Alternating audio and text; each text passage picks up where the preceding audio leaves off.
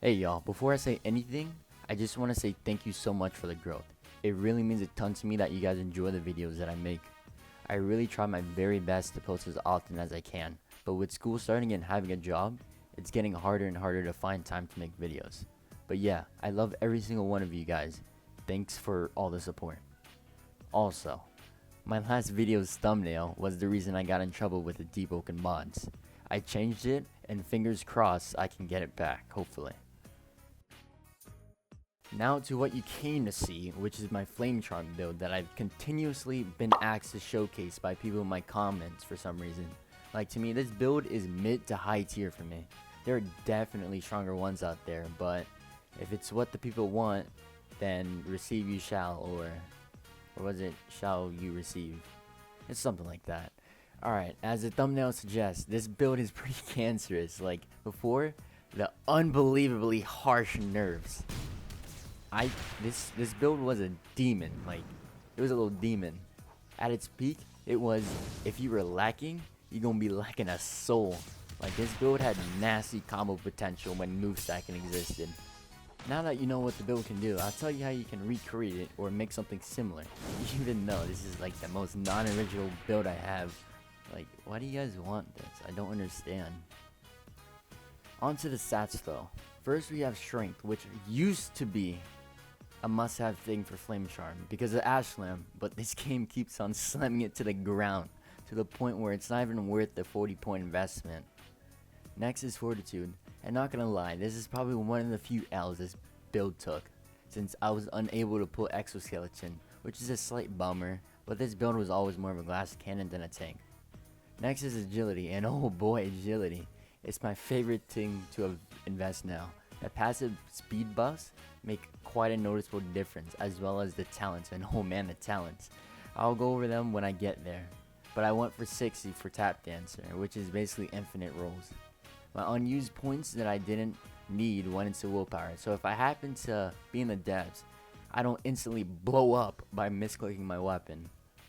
Next we have the build defying talents. You can slow down the video to see all of them, but I'll go over some of the really important ones to this build, which would first be Tap Dancer that I explained before, and Flaming Rebound, which is an absolute must-have for any Flamecharm build. Also, I wonder how this talent's gonna work in layer 2 since they're removing Reservoir. Next is the Agility talents, Ghost, Vanishing Follow-Up, and Blade Dancer. Having these talents will turn any nerdy lane build into an absolute menace. Out of the three, I'd say Blade Dancer is the best, even though it's a common card. And of course, Exploding Mirage Clone, because you like the roll. For my mantras, I have Mid, arguably the best Flamecharm mantra, Mid, Mobility for scaling walls or mix up while fighting. It used to be great mantra until it was nerfed a bit. A nice combo extender, the most spammable mantra ever, and the hit or miss mantra. Most of the time it's a miss for me. Lastly, we have my equipment. Now before I say anything, this build used to be so good, but they gutted my boy. But for real, I used an NOK Scrimtar, which was the glue that held everything together in this build. If you slow down the video during my talent list, you would see that I have Condition Runner. With that, an NOK and Flame Wisp, healing made this build not only deadly, but unkillable, as it took no more than a few seconds to regain a bar. As well as, you would have thought that having a Scrimtar would have been a crush, but you would have been so wrong, my sweet boy. Sure has low damage, but it's as well the fastest medium weapon currently, and paired with Engage helped me regain my ether a ton that won me matches. Anyways, that's my weapon. You can slow down the video if you want to see my mid armor, but like, why would you? It's mid. Last but not least, we have my belt, which actually helps out a lot more than I expected when I came up with this build. Crazy Slots carries over an enchant if you didn't know, as well as gives me a much stronger weapon than my little Scrimtar, so that's always a positive. But that's pretty much it.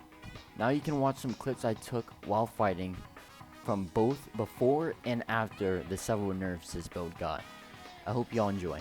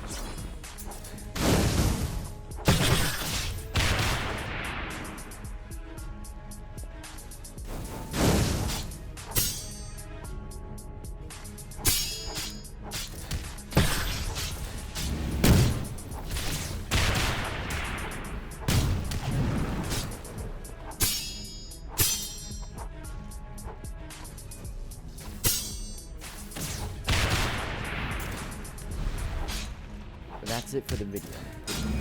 Please continue to support me as it means a lot. Thank y'all, and y'all have a good day.